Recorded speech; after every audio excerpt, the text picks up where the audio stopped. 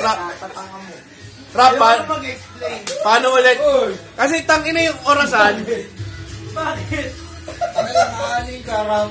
Kasi hindi, pare. Ito. Chong. Hindi. Chong. Ang sabi ng orasan, 11:45. Hindi, kasi kanina 45 din. Tanga! Yeah. Hindi nga pumupunta yan dito sa gitna kasi matik yan, gumagano na yan. Hindi tumadaan yan. Gumaganin yan eh. Tingnan mo. Ito na. Sample na yan ha.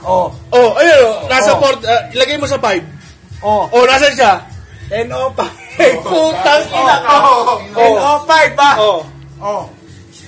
Wala dumadaan, gago. Hindi, gumaganin yan. Tangina mo. 11:05 nga. 11. Ang basa doon, 11:05:45. Ha? Ito ka, tatangan relon ni Soylo. Tingnan mo. Tingnan mo. Pumunta rito kanina.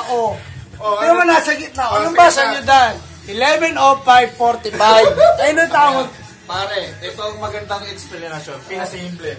Pare, kasama ako. Pare, okay, maupo tayo. Okay. Sabi mo, papasok ka ng office. Gago, maupo ka. Hindi, teka lang. Papasok ka ng office.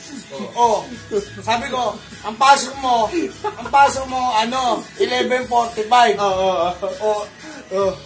Ma'am, 11:45. Tanga. Eto, 11:05:45 na. Late ka na. Di ba? Okay.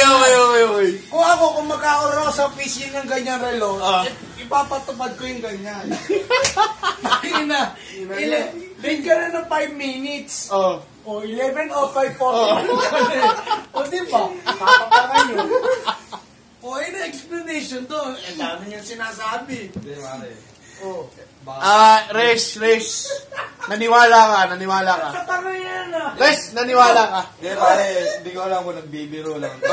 Sadyang tanga. Tanga. Ay, nang tanga yung relo. Hindi ako. Kunyari,